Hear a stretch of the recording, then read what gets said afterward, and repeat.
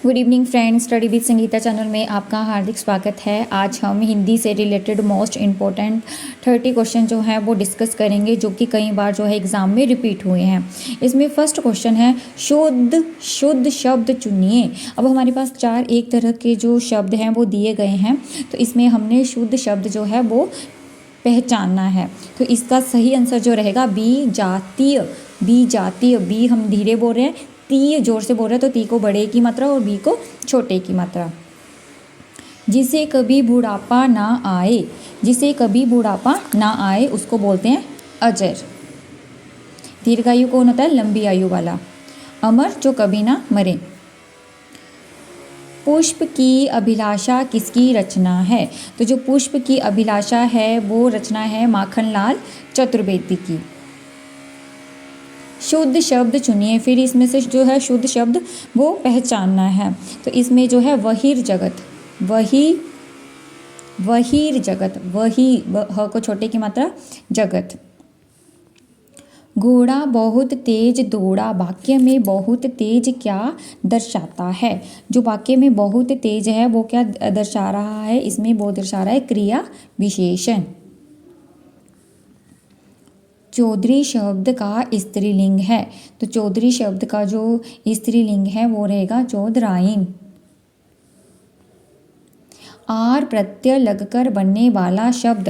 अब प्रत्यय होता है जो शब्द के किसी भी शब्द के जो है पीछे लगता है। अब आर नार में गलत है, सार गलत है, तलवार गलत है, ठीक है, क्योंकि जो आगे वाला अक्षर है वो पूरा होना चाहिए। सुन जमा आर सुनार, तो इसका सही आंसर रहेगा सी। कौन सा स्वर नहीं है? अब स्वर कितने होते हैं? स्वर होते हैं हमारे 11 और व्यंजन होते हैं हमारे 33, ठीक है। स्वर कौन से होते हैं? अ आ ई उ री ए ओ अंगे अंगा खाली। तो इसमें जो ग है वो ग हमारा आ रहा है व्यंजन। धन का विशेषण है। अब धन का विशेषण जो है वो आएगा धनवान। धन का विशेषण आएगा धनवान। विशेषता बता रहा है किसी व्यक्ति की कि हाँ उसके पास बहुत धन है, वो बहुत धनवान है। सूक्ष्म का विलोम शब्द है, तो सूक्ष्म का विलोम शब्द है स्थूल। लघु हो जाता है छोटा, विशाल बड़ा, गुरु भी बड़ा, स्थूल, सूक्ष्म स्थूल।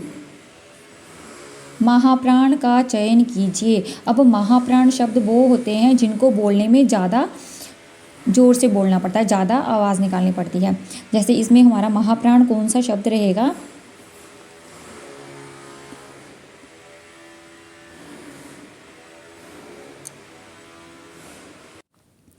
देखो, र जल्दी बोल दिया, ब ल स बोलने में हमें ज़्यादा जोर लगाना पड़ रहा है, ज़्यादा आवाज़ निकालनी पड़ रही है, तो स हमारा हो गया महाप्राण। तो इसका जो सही आंसर है वो रहेगा स। अग्रज का विलोम शब्द आएगा अनुज। अग्रज मतलब बड़ा, अनुज मतलब छोटा।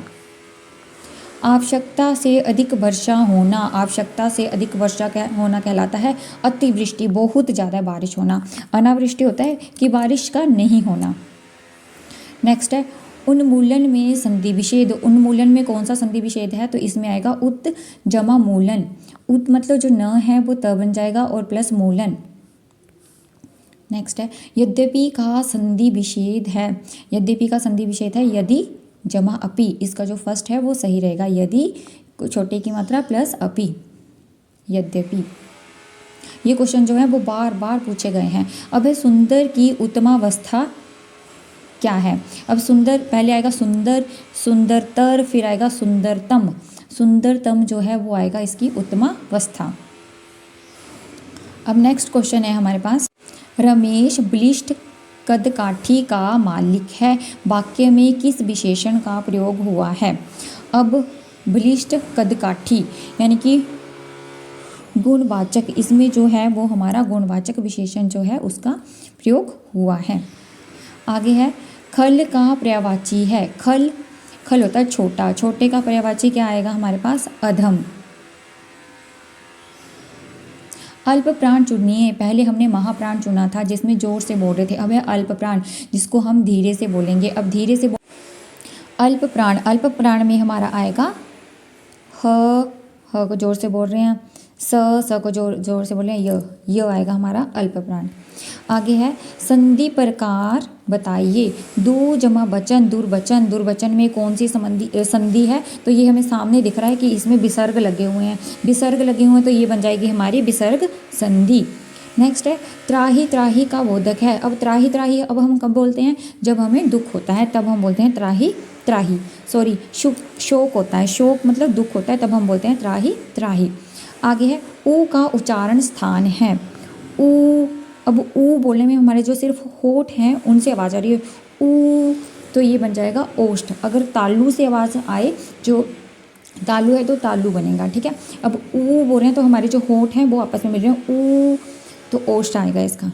आगे है शुद्ध शब्द चुनिए। फिर से जो हमने यहाँ शुद्ध शब्द चुनना है तो वो रहेगा हमारा ओजस्वी। औरत शब्द है। अब औरत शब्द हमारा कौन सा शब्द है, ये हमारा विदेशिज शब्द है, विदेशिज शब्द है,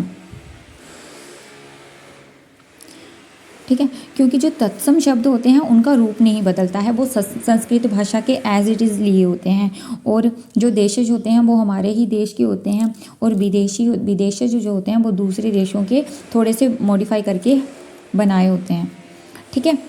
तो जो तद्भव होते हैं वो हमारे संस्कृति के शब्द जिनका रूप बदलकर यूज़ किया जाता है। देशज जो हमारे ही देश के हैं, विदेशज जो दूसरे देशों के मॉडिफाई किए होते हैं।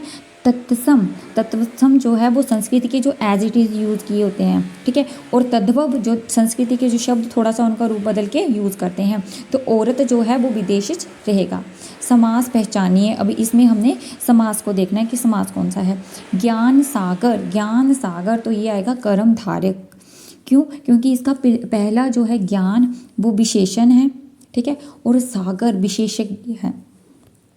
नेक्स्ट है एक शब्द दीजिए जो उपकार को माने। अब जो उपकार को मानता है उसको हम बोलते हैं कृतज्ञ।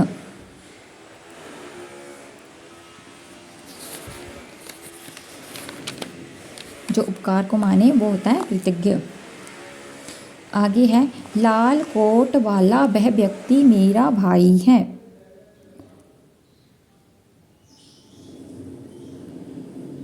इसका सही आंसर रहेगा सर्वनाम पदबंध, सर्वनाम है, ठीक है।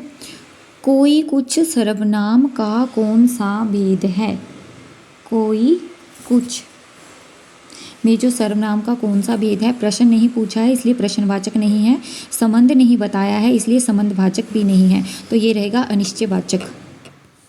नेक्स्ट है अल्पज्ञ का विपरीत शब्द है। अल्पज्ञ का जो उल्टा शब्द है वो हमारे पास क्या रहेगा, वो रहेगा बहुज्ञ। अल्प थोड़ा, बहु मतलब ज़्यादा। नहीं पैदा हुआ हो जिसका शत्रु, जिसका शत्रु पैदा नहीं हुआ हो उसको क्या बोलते हैं, अजात शत्रु। थैंक यू दोस्तों, मेरे चैनल को लाइक शेयर और सब्सक्राइब ज़रूर करें ताकि मैं आपके लिए और वीडियो बना सकूं।